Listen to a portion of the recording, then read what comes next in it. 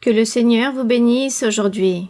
Amen. Comme toujours, chaque jour, que notre Dieu se remplisse de miséricorde. Amen. Comme il est écrit dans les psaumes, Dieu siège dans les hauteurs, sur son trône, et de là, il contemple l'humanité. Il observe les enfants des hommes. Il regarde ses enfants, ses croyants, son peuple. Voici ce que fait notre Dieu. C'est pourquoi nous sommes convaincus que nous nous trouvons dans le chemin correct. Nous marchons dans le bon chemin. Et chaque jour, Dieu nous convainc encore plus. Car il est toujours en train de réaliser des promesses, et ces promesses s'accomplissent. Tout s'accomplit. Le Seigneur a prononcé tant de paroles, il ne parle pas seulement à son peuple, à ses croyants, à ses enfants, mais Dieu aussi parle au sujet du monde, des pays, des gouvernements, aux dirigeants, gouvernants. Le Seigneur aussi parle et accomplit. Et tout d'abord, nous nous informons et ensuite parvient cette information à travers les médias concernant des choses que Dieu avait déjà annoncées, concernant telle personne, tel pays, qu'il allait arriver ceci ou cela, et tout cela nous remplit de joie. Tout cela nous rend heureux. Parfois, nous ne sommes pas totalement ouverts ici depuis le pupitre, mais je voudrais tellement pouvoir témoigner de toutes les merveilles, de toutes les promesses et de tout ce que Dieu a révélé concernant tant de choses, dans tant de lieux, par rapport à tant de personnes, et vous raconter l'accomplissement de la parole du Seigneur. Et l'être humain peut dire qu'il peut faire ceci et cela, mais Dieu a déclaré bien avant qu'il fera sa volonté. C'est pourquoi nous sommes très heureux, très fiers. Je vous invite à lire par exemple le livre de Daniel, du prophète Daniel, où nous trouvons une grande richesse, tant historique, mais aussi au sujet de la manifestation et la puissance de Dieu, comment anciennement Dieu s'est manifesté et comment il se manifeste aussi de la même façon aujourd'hui. Dieu parle, Dieu promet, et c'est Dieu qui agit. Sans sa volonté, rien ne se fait. C'est pourquoi il y a un cantique où il est écrit que même les feuilles des arbres ne bougent pas sans la puissance de Dieu, sans sa volonté. C'est pourquoi aujourd'hui nous allons être tous ici disposés pour réaliser la méditation, la lecture que nous menons ici avec l'Évangile selon Jean. Nous allons donc affermir nos cœurs pour apprendre, pour reprendre les exemples bibliques pour notre vie personnelle. Et de cette façon, nous faisons la volonté de Dieu et nous lui plaisons et nous lui sommes agréables en tout. Donc toutes mes salutations pour vous tous, mes très chers frères et très chères sœurs, de toutes les églises de différents pays que Dieu nous a permis, et à vous aussi ici présents, que Dieu vous bénisse. Vous pouvez prendre place et vous asseoir. Donc aujourd'hui nous correspond de lire l'Évangile selon Jean, chapitre 11. Jean, chapitre 11. Nous allons donc lire une merveilleuse histoire à propos de Lazare, un personnage de l'ancienne époque, un ami du Seigneur Jésus. Il est donc écrit: Il y avait un homme malade, Lazare, de Béthanie, village de Marie et de Marthe sa sœur. Marie avait son frère Lazare qui était malade, donc elle oint le Seigneur de parfum, et lui essuya les pieds avec ses cheveux. Les sœurs envoyèrent dire à Jésus, « Seigneur, voici celui que tu aimes est malade. » Après avoir entendu cela, Jésus dit, « Cette maladie n'est point à la mort, mais elle est pour la gloire de Dieu, afin que le Fils de Dieu, c'est-à-dire le Seigneur Jésus-Christ, soit glorifié par elle, par cette maladie qu'avait à ce moment même Lazare, car il était mort, ou pour les hommes, il était mort du moins, mais pour le Seigneur, il n'était pas mort. Or Jésus aimait Marthe et sa sœur et Lazare.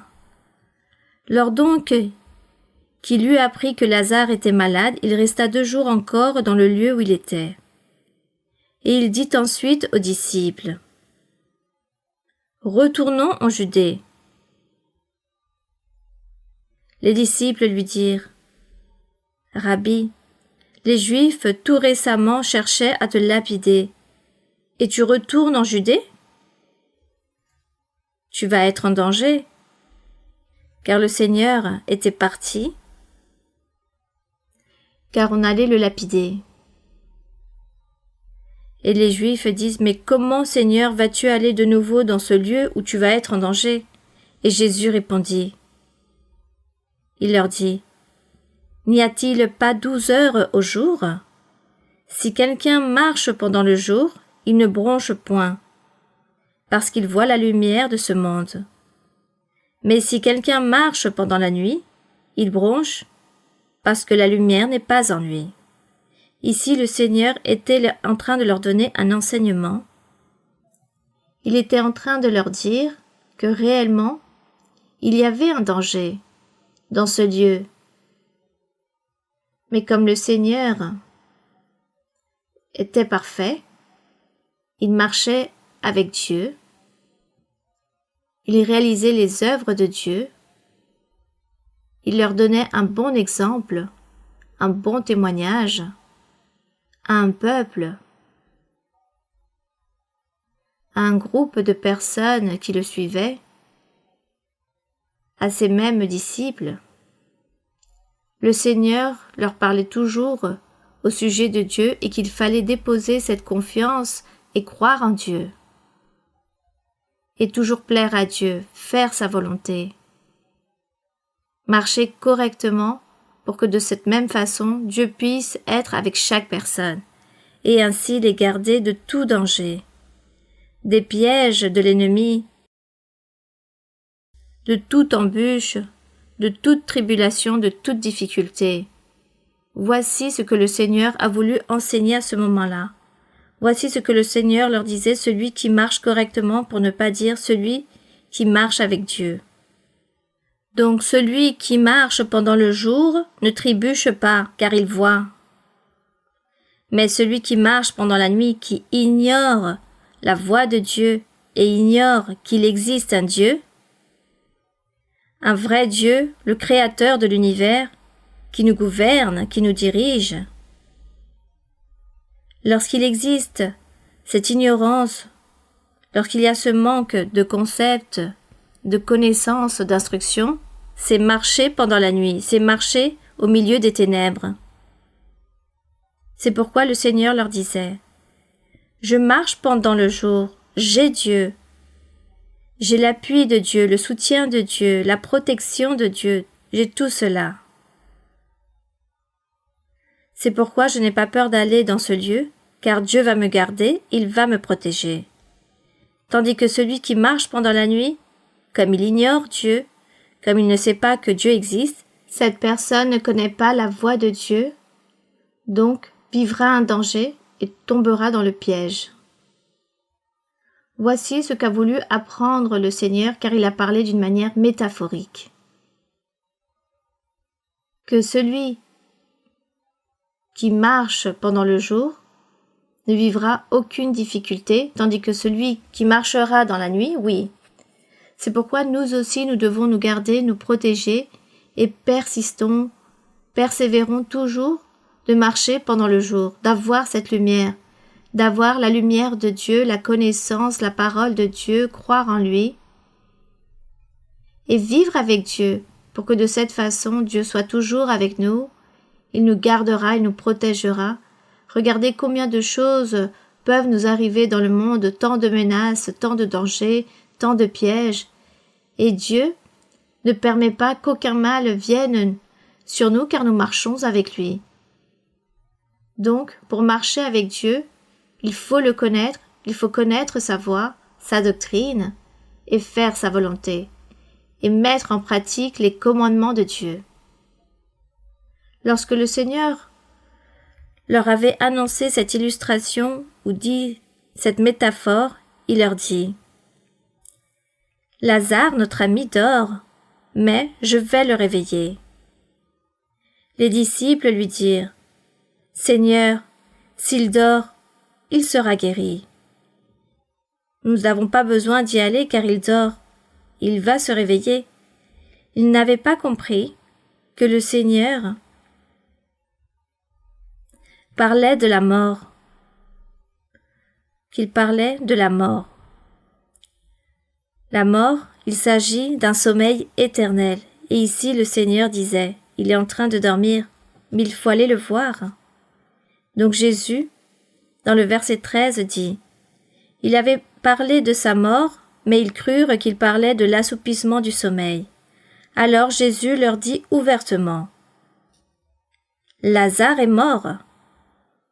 Et à cause de vous, afin que vous croyiez, je me réjouis de ce que vous n'étiez pas là, mais nous allons vers lui. Le Seigneur a dit qu'il se réjouissait des disciples qui n'étaient pas là-bas lors de la mort de Lazare, mais que maintenant ils allaient le voir ainsi mort et qu'ils allaient voir aussi la gloire ou la manifestation de Dieu. Sur quoi Thomas, appelé Didyme, dit aux autres disciples, « Allons aussi afin de mourir avec lui. » Disons que ce fut une manière non très correcte de répondre de la part de ce disciple qui était incrédule. Mais le Seigneur toujours était rempli de miséricorde. Et dans le verset 17, il est écrit « Jésus, étant arrivé, trouva que Lazare était déjà depuis 4 jours dans le sépulcre. » Donc les disciples, ce même Didyme s'est rendu compte que réellement il était mort. Et comme Béthanie était près de Jérusalem à 15 stades environ, beaucoup de Juifs étaient venus vers Marthe et Marie pour les consoler de la mort de leur frère. Lorsque Marthe apprit que Jésus arrivait, elle alla au-devant de lui, tandis que Marie se tenait assise à la maison. Marthe dit à Jésus, « Seigneur, si tu eusses été ici, mon frère ne serait pas mort. » Mais, à ce moment-là, elle reconnaissait donc que le Seigneur Jésus était rempli de puissance, qu'il s'agissait d'un être très spécial. C'est pourquoi, s'il avait été dans ce lieu, son frère ne serait pas mort. Donc elle dit, dans le verset 22, « Mais maintenant même, je sais que tout ce que tu demanderas à Dieu, Dieu te l'accordera. » Voici ce qu'elle voyait en le Seigneur. Et Jésus lui dit, « Ton frère ressuscitera. » Marthe répondit, « Je sais qu'il ressuscitera à la résurrection au dernier jour. » Ici, nous voyons que les Juifs, peut-être non tous, dans l'ancien temps, ceux de l'époque de l'Antiquité, ils croyaient en la résurrection, car Dieu l'avait promis à travers des prophètes. Dieu allait châtier, mais qu'il allait aussi se remplir de miséricorde et qu'à la fin, beaucoup allaient ressusciter, beaucoup allaient vivre auprès de Dieu. Des promesses qui peut-être ils n'avaient pas bien compris, mais ils avaient ce concept. Et cette même femme nommée Marthe disait oui, je sais qu'à la résurrection, nous allons tous ressusciter, même si dans l'ancien temps, il existait un groupe, une division parmi les Juifs, car certains croyaient en la résurrection et d'autres n'y croyaient pas. Donc ici, dans le verset 25, lorsque Marthe a dit « Je sais qu'il ressuscitera à la résurrection au dernier jour », Jésus lui dit « Je suis la résurrection, c'est moi ». Je pense qu'il y eut à ce moment-là une grande surprise, très profonde en Marthe, lorsque le Seigneur lui répond « Je suis la résurrection ». Et elle l'avait compris d'une manière différente. Lorsqu'il a dit « Je suis la résurrection et la vie ». Celui qui croit en moi, même s'il est mort, vivra. Donc, lorsqu'il dit que même s'il serait mort, il fait référence à une personne qui ne connaît pas la voix de Dieu, qui ne connaît pas Dieu, mais qui marche dans le monde vivant sa propre vie, remplie de péchés, et sans Dieu. Cette personne est morte devant Dieu. Mais lorsque quelqu'un lui prêche l'évangile pur du Seigneur, cette personne commence à croire, alors on dit qu'elle ressuscite. Qu'elle ressuscite. Et aussi, les personnes qui meurent physiquement, en Jésus-Christ, autant que croyants, autant que personnes qui pratiquent la parole du Seigneur, autant que bons croyants et bons chrétiens, que le dernier jour, ils vont aussi ressusciter. Voici en quoi faisait référence le Seigneur. Lorsqu'il répond à Marthe en disant « Je suis la résurrection, je suis la vie, celui qui croit en moi vivra quand même s'il serait mort. » Et il s'agit d'une promesse qui se trouve dans le livre des prophètes. Nous allons donc lire une promesse qui se trouve dans Ésaïe, livre d'Ésaïe, chapitre 26.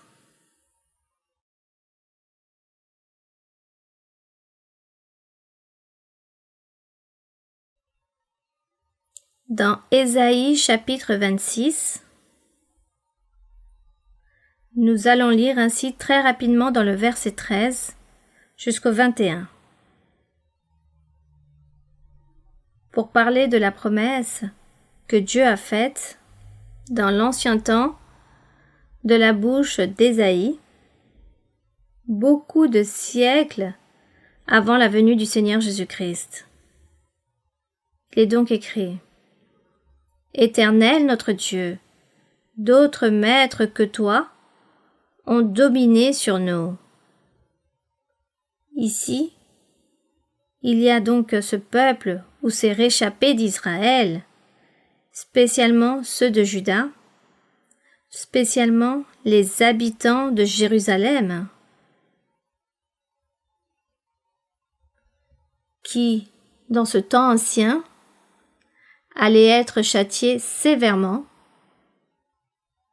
Dieu envoyait des nations étrangères, ces nations païennes, afin de venir contre Israël pour les frapper, pour les anéantir, pour les faire disparaître. Dieu annonça tous ces châtiments. Et même dans le temps du prophète d'Ésaïe, il avait déjà envoyé certains rois dans d'autres pays. La guerre avait déjà fait de nombreuses victimes. Alors tous se lamentaient, tous pleuraient et souffraient.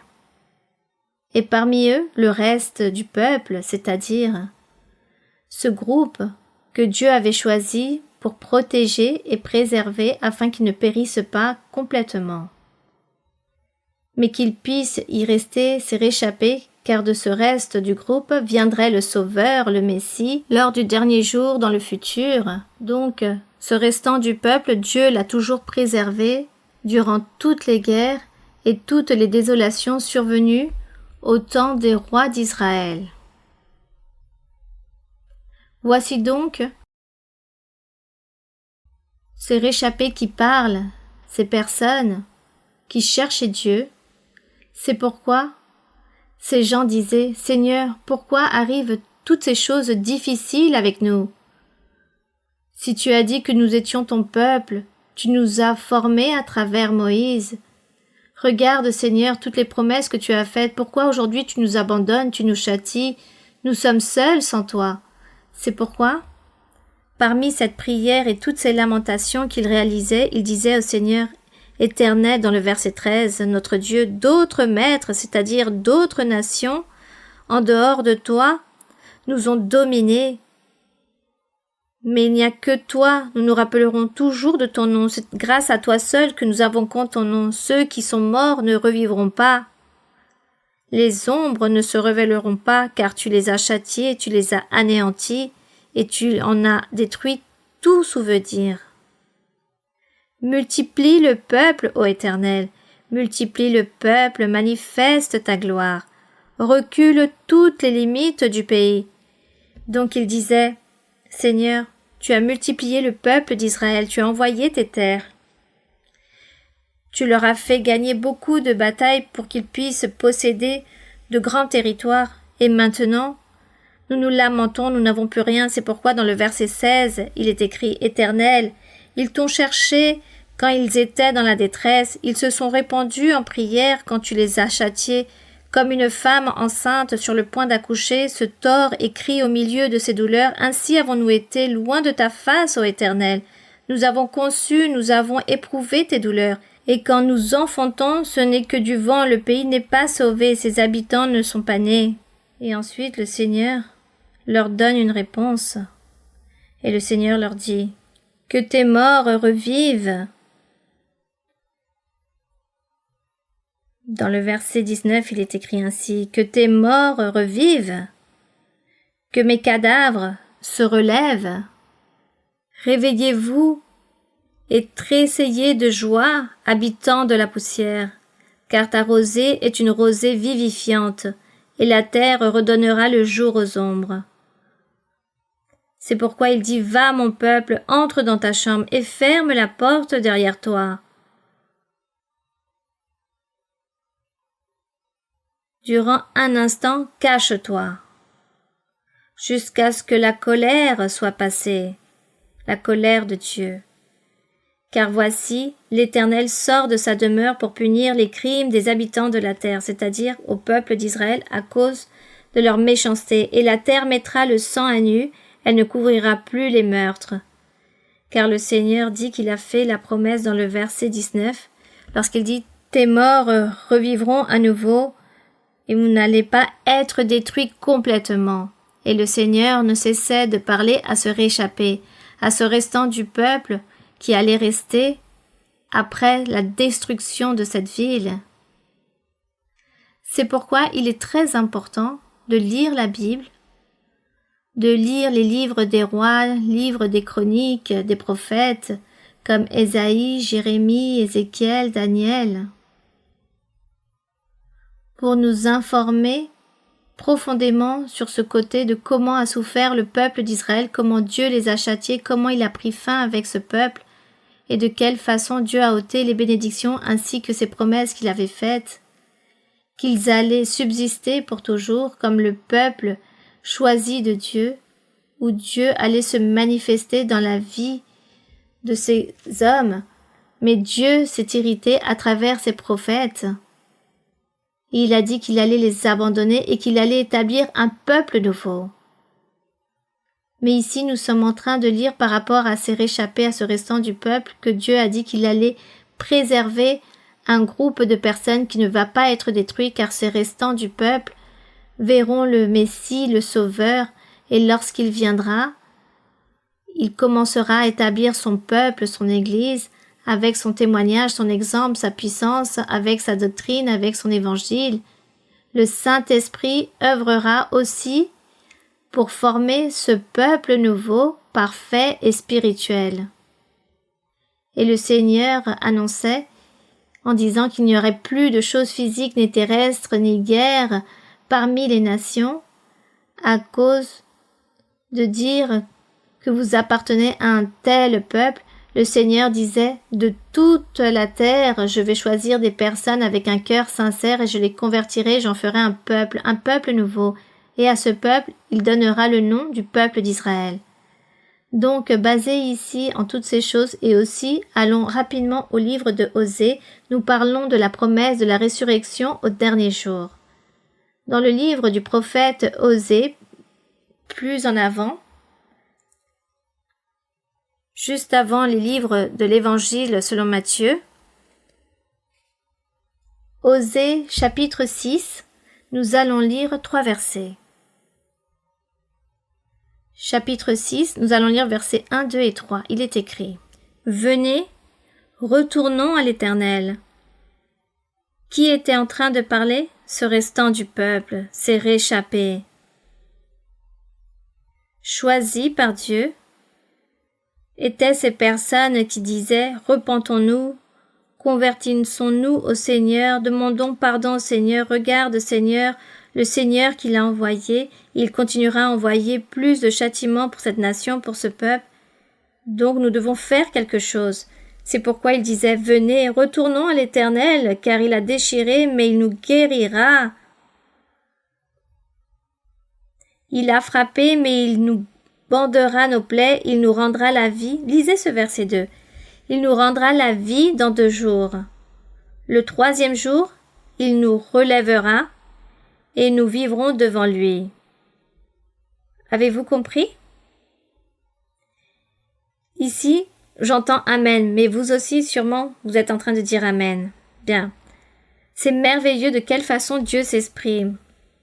Encore une autre métaphore. Donc le Seigneur ici dit, ou plutôt, ces réchappés disent, il nous rendra la vie dans 2 jours, et le 3e jour, il nous relèvera. C'est-à-dire, et vous vous souvenez qui s'est relevé au bout du 3e jour? Le Seigneur Jésus-Christ a ressuscité. Il est mort.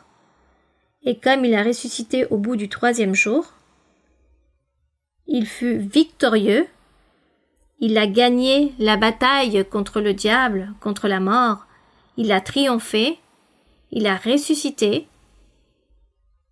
Et il a dit, « Suivez-moi, croyez en moi. Je ferai ceci avec vous. Je ne vais pas vous laisser orphelins, j'enverrai le Saint-Esprit et le Saint-Esprit se manifestera, il sera toujours avec vous. » Et maintenant nous menons plus de 2000 ans et le Saint-Esprit continue à se manifester dans nos vies. Gloire à notre Dieu. Le Seigneur Jésus-Christ ne nous a pas menti. Même si les personnes ou certaines personnes disent « Jésus fut un prophète quelconque, comme un homme quelconque », s'il s'agirait d'un prophète quelconque aujourd'hui après plus de 2000 ans, nous ne serions pas en train de réjouir du Saint-Esprit, de la manifestation de Dieu, de ses dons merveilleux, de la prophétie que Dieu nous parle, nous révèle, nous envoie des rêves, des visions, des prophéties, il nous parle. Voici ce que fait Dieu aujourd'hui, car il s'agit de promesses de ce grand prophète Jésus-Christ, le pasteur des pasteurs, le prophète, le souverain sacrificateur, le Fils de Dieu, notre Dieu même. Donc, dans le verset 2, il y a cette promesse. Lorsqu'il dit « Le 3e jour, il nous relèvera et nous vivrons devant lui, devant Dieu, devant le Messie, le Sauveur. Et nous connaissons, cherchons à connaître l'Éternel. Sa venue est aussi certaine que celle de l'aurore. Il viendra pour nous comme la pluie du printemps qui arrose la terre. » Gloire au Seigneur. Bien, allons maintenant à l'Évangile selon Jean où Marthe dit au Seigneur, « Oui, Seigneur, je sais que mon frère va ressusciter.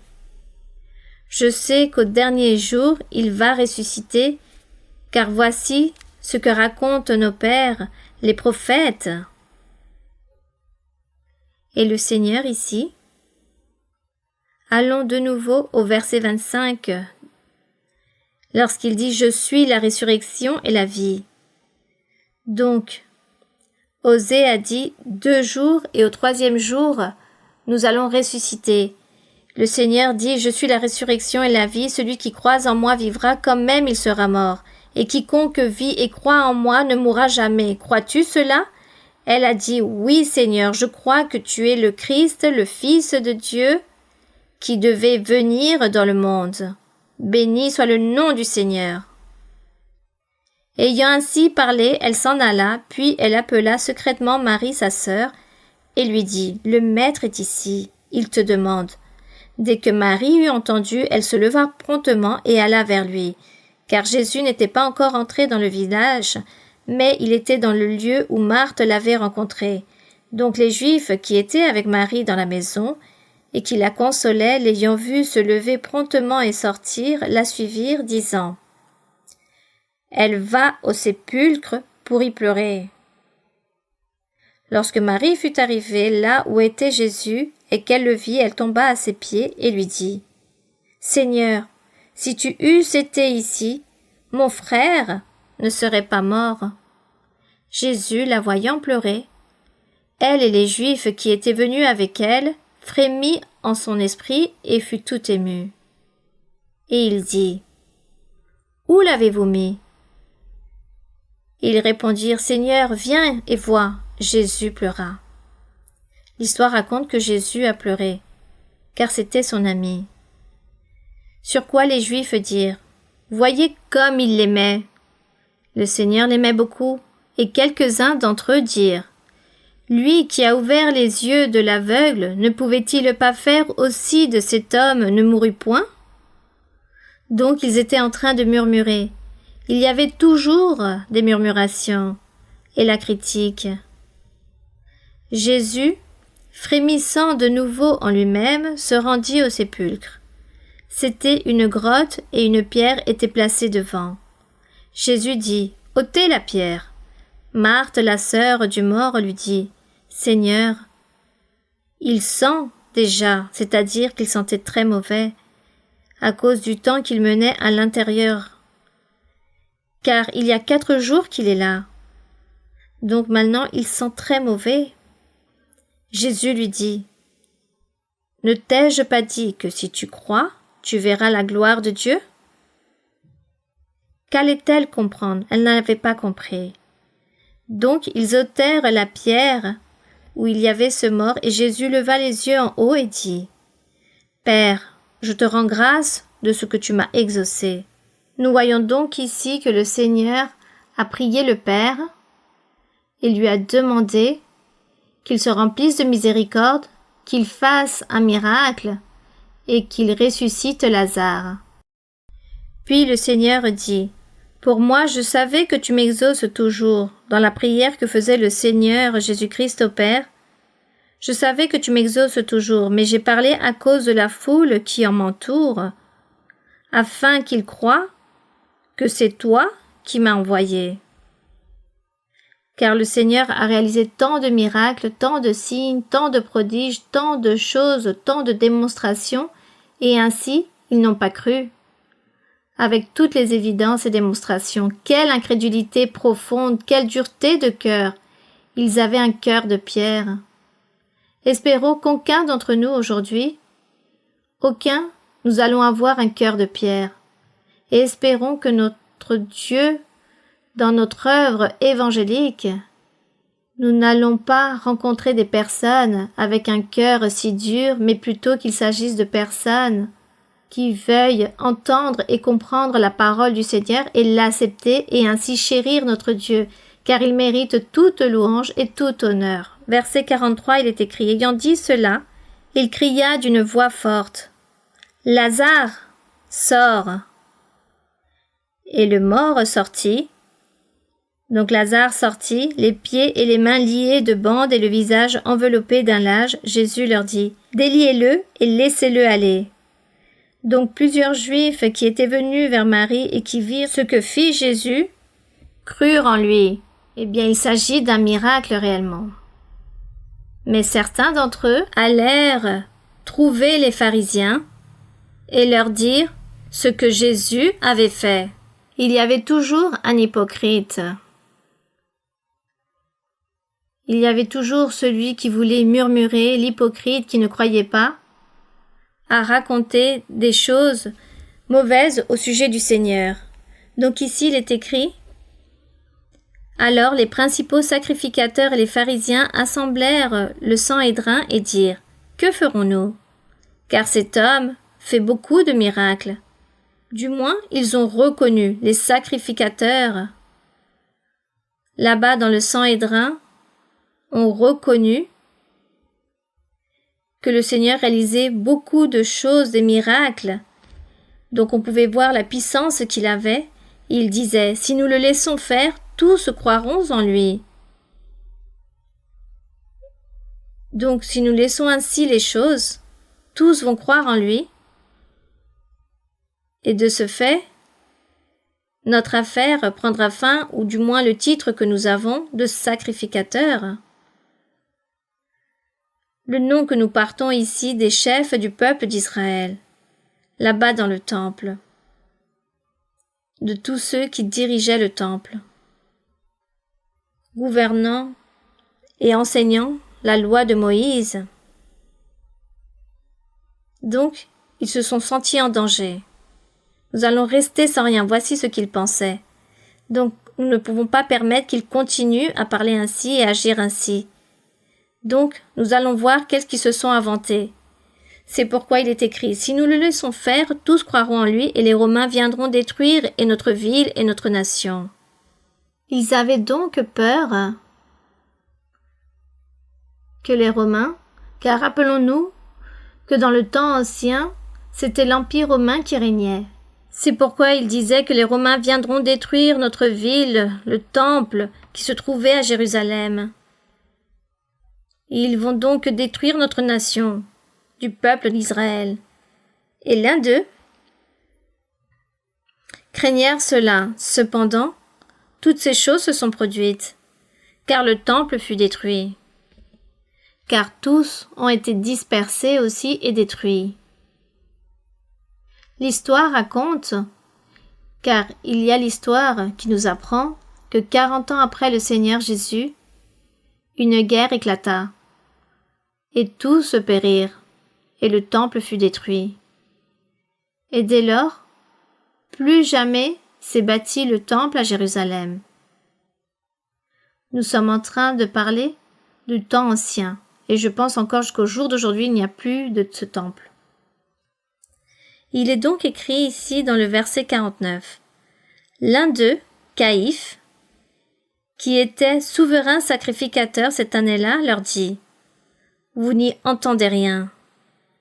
Vous ne réfléchissez pas qu'il est dans votre intérêt qu'un seul homme meure pour le peuple et que la nation entière ne périsse pas. Or, il ne dit pas cela de lui-même, mais étant souverain sacrificateur, cette année-là, il prophétisa que Jésus devait mourir pour la nation.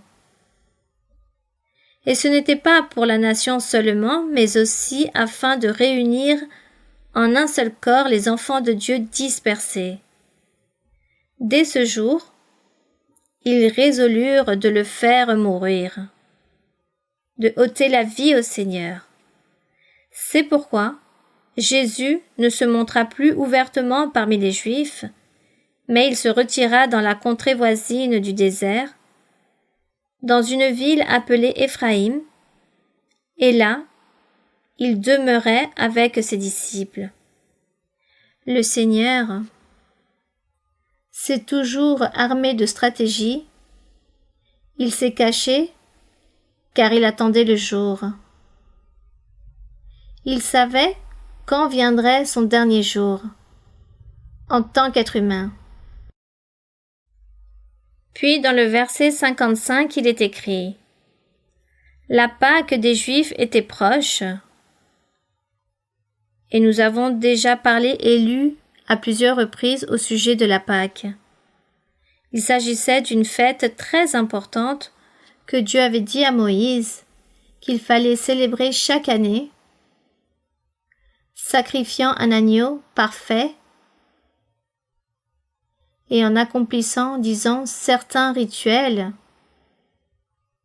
car ce sacrifice qui se réalisait chaque année avec l'agneau, cette Pâque, symbolisait Jésus-Christ. Jésus-Christ était cet agneau pascal. Il était l'agneau, conduit à l'abattoir. Par conséquent, le jour de la crucifixion du Seigneur, car la Pâque se célébrait chaque année, le Seigneur Jésus, durant son séjour sur terre, a également célébré la Pâque car il devait accomplir avec toute la loi de Moïse. Dieu avait dit que la loi de Moïse serait abrogée, retirée ou annulée jusqu'à ce que tout soit accompli, absolument tout, sans exception, afin que la loi soit entièrement accomplie, et à partir de ce moment-là, elle serait annulée. Autant qu'être humain, le peuple d'Israël, personne, absolument personne ne pouvait accomplir la loi de Moïse, seul le Seigneur Jésus-Christ l'a accomplie. C'est pourquoi, voyant cela, notre Dieu dit à Moïse qu'il devait célébrer la Pâque, la fête pascale, chaque année, jusqu'à la venue du Christ Messie, et ensuite il abolirait cette Pâque. La fin de cette Pâque fut le Seigneur Jésus, le jour de sa mort et le jour de sa résurrection. Jusqu'à ce jour fut la fin de la Pâque et la fin de la vie sous les commandements de la loi de Moïse. Les êtres humains, le peuple, ne seraient plus sauvés par l'accomplissement ou pour pratiquer la loi de Moïse ou pour célébrer la Pâque chaque année, car tout cela fut aboli avec Jésus-Christ, car il était l'agneau, cet agneau parfait, qui fut sacrifié, qui est mort et qui a ressuscité. À partir de là, une nouvelle étape, une nouvelle ère commença dans la vie des fils de Dieu, du peuple de Dieu. Les réchappés qui sont restés ont continué. Dieu a agi en envoyant le Saint-Esprit, les dons spirituels, et à partir de là commença cette nouvelle ère et cette nouvelle prédication de l'évangile de Jésus-Christ. Et là s'est accompli tout ce qu'il avait annoncé, qu'il enverrait le Saint-Esprit pour être avec les êtres humains et les aider. Et nous rendons grâce à Dieu, car jusqu'au jour d'aujourd'hui, les choses sont ainsi, le Saint-Esprit se manifeste dans nos vies. Et que nous ne pouvons pas expliquer comment est cela, mais il nous donne la paix, le bonheur, la joie, et il nous libère de nos penchants pécheurs, et nous commençons alors à vivre une vie nouvelle en Dieu, et nous ressentons Dieu. Dieu nous parle, nous révèle de cette façon, de diverses manières, et il est avec nous. Toute cette œuvre l'a accompli le Messie, le Sauveur, Jésus-Christ, c'est pourquoi nous croyons en lui. Si cela ne serait pas comme ça, nous ne croyons pas et nous ne serions pas non plus aujourd'hui ici, et vous aussi, vous ne seriez pas ici en train d'écouter. Car nous n'allons pas suivre un mensonge. Nous suivons une vérité qui provient de Dieu. Donc cette fête de la Pâque s'est achevée avec Jésus-Christ, et le Seigneur Jésus, comme il est devenu notre Dieu, il est devenu homme pour un temps, il a accompli toute la loi de Moïse, il a tout accompli intégralement, et lorsqu'il a tout accompli, le Seigneur Jésus a dit au Père, « J'ai tout achevé, tout est terminé, tout est fait, j'ai tout accompli. Maintenant, fais ta volonté. » Et c'est ainsi que cette part humaine du Seigneur Jésus a été sacrifiée. Et jusqu'à cela fut la fin de la loi, la fin des anciens prophètes, lorsqu'ils prophétisaient sur le Messie, lorsqu'ils annonçaient la venue dans les jours suivants qu'allait venir le Messie, tout s'est achevé à ce moment-là avec Jésus-Christ. Et ensuite le Seigneur Jésus a dit, « Mais je ne vais pas vous laisser ainsi seuls. Je vais vous envoyer le Saint-Esprit, je vous enverrai aussi des prophètes. » Le Seigneur a dit, Je vais vous envoyer des prophètes. Vous aurez des prophètes, des évangélistes, des docteurs. Ne vous inquiétez pas, vous n'allez pas être seul. Je serai toujours avec vous dans ce peuple nouveau spirituel, dans cet Israël spirituel. Il y aura le Saint-Esprit, les dons spirituels, il y aura des prophètes. Mais ces prophètes ne vont plus prophétiser que dans les jours suivants viendra le Messie, car il est déjà venu, ou que dans les jours suivants viendra le Sauveur, car il est déjà venu. Donc les prophètes du Seigneur Jésus dans son évangile, c'est pour parler à chaque personne, car chaque personne perfectionne ainsi sa vie.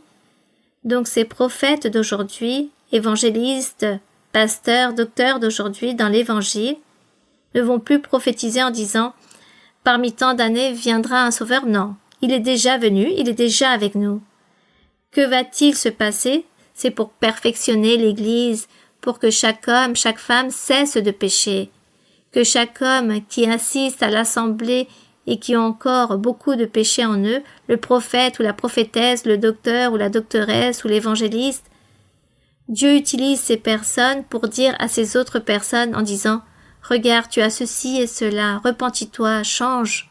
Ta vie n'est pas droite, elle n'est pas parfaite, ta vie spirituelle n'est pas correcte, tu dois changer, tu dois renoncer à ceci ou cela. » Voici le travail des prophètes d'aujourd'hui, de parler à chaque personne afin que chaque personne se sanctifie, se perfectionne et vive avec Dieu une vie droite et juste que Dieu veut que nous vivions, et ainsi obtenir la vie éternelle.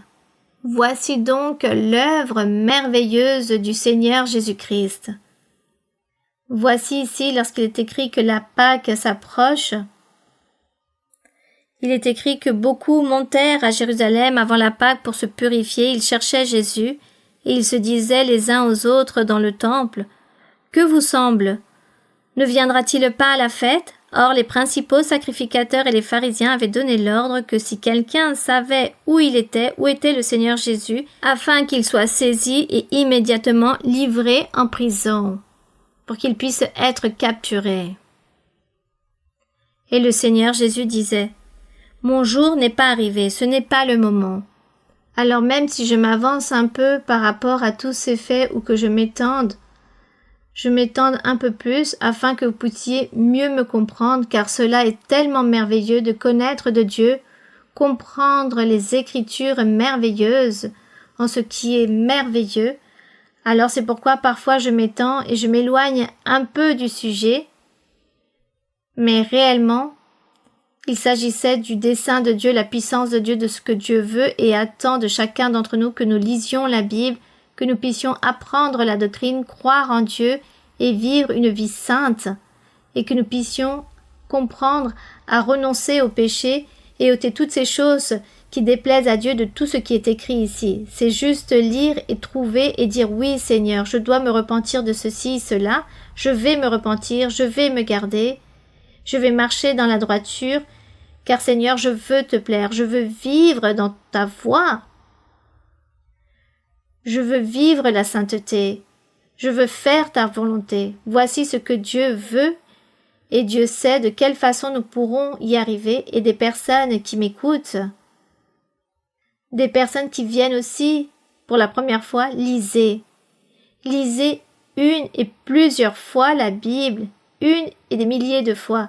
Lorsque vous terminez de lire, recommencez à nouveau. Et si vous voulez lire livre par livre, faites-le. Si vous voulez lire les psaumes, lisez tous les psaumes. Si vous voulez lire le prophète Daniel, ce livre qui est si intéressant, eh bien lisez-le. Si vous voulez lire le prophète Ézéchiel, lisez-le. Mais pour que vous puissiez vous situer dans l'histoire et ne pas vous tromper, il est également très bon de lire les livres des rois, des chroniques, afin d'avoir un ordre dans la partie historique des prophètes, de tout ce qui est mentionné au propos de certaines situations des rois et de moments qu'ils ont réalisés, qu'ils ont vécus. Donc, mes frères et sœurs, et personnes nouvelles, des personnes qui viennent pour la première fois, si vous voulez triompher dans votre vie et être heureuse, lisez la Bible, obéissez aux écrits et approchez-vous à l'église la plus proche, de l'église de Dieu ministérielle de Jésus-Christ international. Il se trouve en anglais, non. Bon.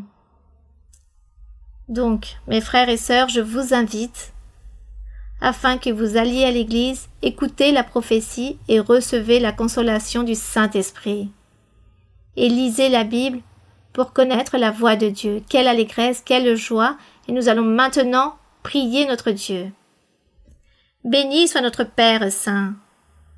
Que ton nom soit glorifié, mon Seigneur. Nous te rendons grâce pour tes bienfaits, pour ton amour, pour ta miséricorde. Ta miséricorde envers nous a été si grande depuis le commencement, depuis la nuit des temps. Tu as toujours été miséricordieux envers toutes tes créatures, envers tous les êtres. Mais les créatures ont été ingrates et n'ont jamais cherché à te louer, à te remercier, à t'honorer, à te vénérer, à t'apprécier, à te chérir, à apprécier toutes tes bénédictions, tout ton amour, toute ta miséricorde. L'humanité a toujours été infidèle, mais aujourd'hui nous qui sommes ici en train de connaître ta voix, nous voulons être fidèles, mon Seigneur. Nous voulons être fidèles et avancer, persévérer avec ton aide.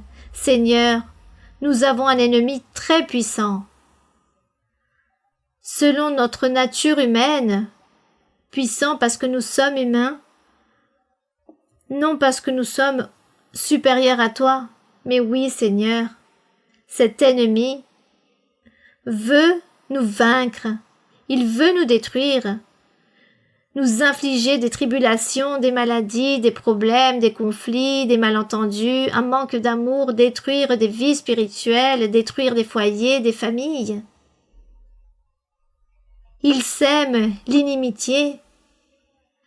Que ne fait pas cet ennemi, mon Seigneur?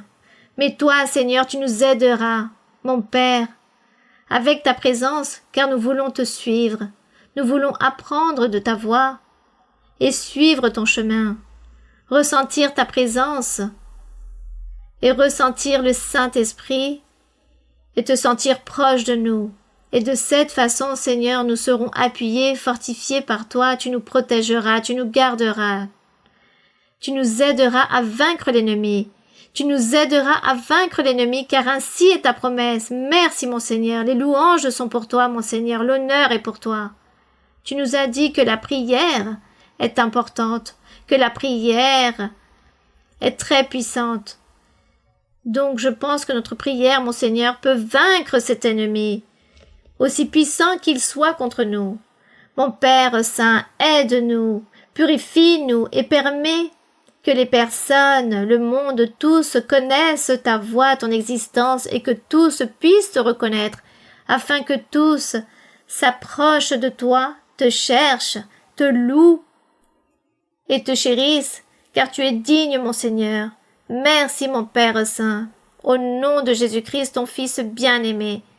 Et aujourd'hui aussi, Seigneur, nous te demandons de la bonté, de la miséricorde, étends ta main toute-puissante, qui guérit et guérit toutes les personnes qui se trouvent victimes de maladies physiques, incurables. Étends ta main guérissante, accomplis les miracles, les prodiges sur chacune de ces personnes. Nombreux sont ceux qui crient vers toi, Seigneur, et te demandent de la miséricorde, la guérison, un miracle. Écoute, mon Seigneur, écoute toute supplication, et remplis-toi de miséricorde. Libère aussi, Seigneur, tous ceux qui sont captifs ou esclaves par des esprits mauvais, à cause de la sorcellerie, de la malédiction. Détruis, Seigneur, brise toutes ces malédictions, et enlève toutes ces sorcelleries, tous ces envoûtements et sortilèges, et libère chaque personne, car tu es puissant. Pour toi, il n'y a rien d'impossible, mon Père. Merci, Seigneur. Nous te le supplions, mon Seigneur, au nom glorieux de Jésus-Christ, ton Fils bien-aimé. Que pour lui soit l'honneur, la gloire et la louange, aujourd'hui et pour toujours. Amen. Gloire à notre Dieu. ¿Quién como tú, Jehová entre los dioses? ¿Quién como tú, Jehová entre los dioses? ¿Quién como tú, magnífico en santidad, terrible en lores, hacedor de maravillas, hacedor de maravillas. ¿Quién como tú, Jehová entre los dioses? ¿Quién como tú, Jehová entre los dioses? ¿Quién como tú, magnífico en santidad, terrible en lores, hacedor de maravillas, hacedor de maravillas? Béni soit le nom du Seigneur. Nous rendons grâce à notre Dieu. Merci beaucoup mes frères et sœurs, que Dieu vous bénisse. À vous tous, que Dieu vous bénisse. Et pour les enfants, le bisou comme toujours et je vous embrasse fortement. À très bientôt et continuez de l'avant. Merci, merci.